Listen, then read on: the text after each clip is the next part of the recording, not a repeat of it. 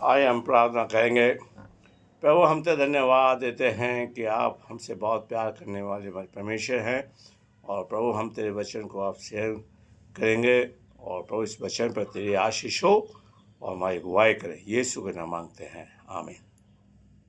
आज का वचन जो पाया जाता है भजन संहिता 78 उसकी 8वीं आयत पर हम ध्यान करेंगे। और यहाँ पर इस तरह लिखा है, अपने पितरों के समान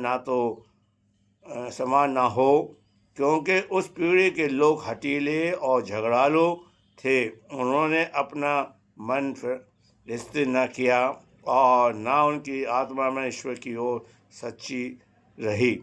परमेश्वर अपने वचन के पढ़े और सुने जाने पर आशीष दे। मेरे प्यारे भाइयों बहनों, जो कि प्रभु का दास भजन संहिता का लिखने वाला कहता है कि हमारे फादर, हमारे पितरों जो थे वो हठीली जाति की थी।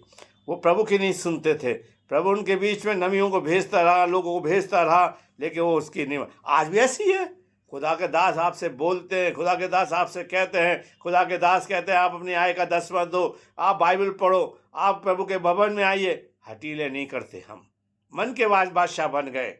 मेरे प्यारे भाइयों बहनों, आज परमेश्वर जैसे प्रभु ने फिरौन का मन हठीला कर दिया, कहीं ऐसा तो नहीं कि परमेश्वर ने हमारा हृदय कठोर कर दिया हो। फिरौन ने हम इस्राएली लोगों को जाने नहीं दिया। मेरे पैर इतनी विपत्ति पड़ने के बाद वो हठीला बना रहा। आज हम भी परमेश्वर के सामने हम दुख उठाते रहते हैं, परेशानी उठाते रहते हैं, कहीं परमेश्वर के सामने हम दीन नहीं बनते। मेरे प्यारे भाइयों बहनों, आज परमेश्वर चाहता है कि हम अपना हठीलापन को दूर कर दें। मेरे प्यारे भाइयों बहनों, आज परमेश्वर हमें सिखाना चाहता है।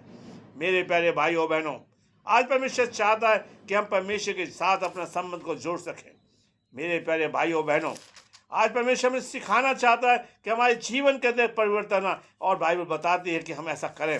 मेरे प्यारे भाइयों, हिजकेल की पुस्तक उसका 2 अध्याय उसकी 4 आयत को हम देखेंगे। हिजकेल की पुस्तक उसका 4 अध्याय और उसकी 4 अध्याय उसकी 2 अध्याय की 4 आयत को देखेंगे। यहाँ पर परमेश्वर का दास क्या लिखता है, और हम देखते हैं हिजकेल की पुस्तक और उसका हिजकेल की पुस्तक उसका 2 बाब 4 आयत में यहाँ पर इस तरह से लिखा, इस जाति के लोग जिनके पास मैं तुझे भेजता हूँ वो लज्जित और हठीले हैं। परमेश्वर ने आपके दास आपके बीच के अंदर, मेरे प्यारे भाइयों बहनों, ये ऐसी जाति के अंदर खुदा अपने देशों को, अपने लोगों को भेजता है जो हठीले भी हैं और लज्जित भी हैं। और प्रभु हमसे प्यार करता है, अपने पुत्र को भेजा ऐसी जाति के बीच में, ताकि वहाँ पर प्रभु का वचन सुनाया जा सके। आज मैं और आप कहते हैं हम चुने हुए लोग हैं, आज हम कहते हैं हम बचाए हुए लोग हैं, हम कहते हैं परमेश्वर की संतान है, लेकिन परमेश्वर की नज़र में हठीले भी हैं और लज्जित भी हैं, क्योंकि हम प्रभु की आज्ञा को नहीं मानते। क्या बाइबल नहीं कहते तू भविष्य शब्द का दिन याद रखना, लेकिन हम नहीं याद रखते। आज हम सारा कार्य करेंगे। बाइबल बताती है कि तू शब्द का दिन याद रखना, अपने आय का 10वां देना, अपने पड़ोसी से अपने सामान प्रेम करना, लेकिन हम ऐसा नहीं करते क्योंकि हम हठीले हैं।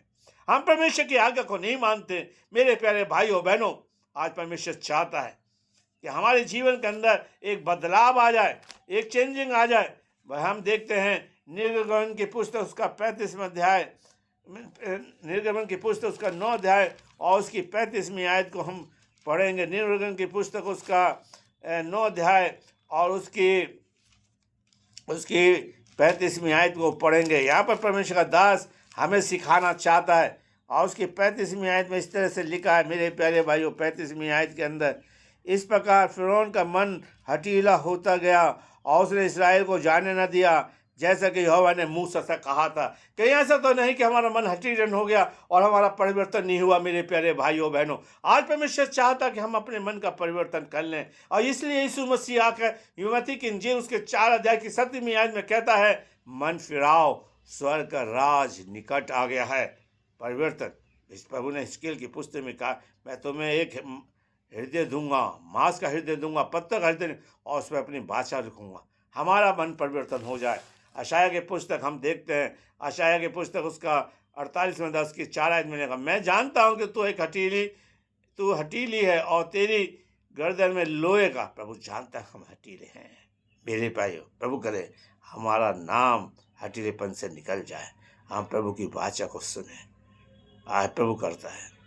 मेरे प्यारे भाइयों बहनों, आज प्रभु से हमें सिखाना चाहता है, हमें प्रभु चाहता है कि हम, इसलिए हम एक आयत को पढ़ के ख़त्म करेंगे। और यहाँ पर लिखा है व्यवस्था विवरण उसका 10 की 16वीं आयत में, इसलिए तो अपने परमेश्वर तो इसलिए तो अपने अपने हृदय का खतना करो और आगे का हटीले ना हो। आओ मैं और आप अपने मन को परिवर्तन कर लें ताकि हम हटीले ना बन जाएं परमेश्वर के नजर में। हम प्रभु की बातों को सुने, प्रभु के साथ चलें। प्रभु आपको आशीष दे। आइए हम प्रार्थना करें। प्रभु हमने तेरे वचन को बड़ी कमजोरी के साथ ऐसे सींचिए, बढ़ाइए, हमारा मार्गदर्शन, हमारी अगुवाई करें। नाम नमाश यीशु के नाम मांगते हैं, आमीन। आप इस वचन को लाइक करिए, सब्सक्राइब करिए और शेयर करिए ताकि हमारी सेवकाई प्रभु में आगे बढ़ती चली जाए। प्रभु आपको आशीष दे।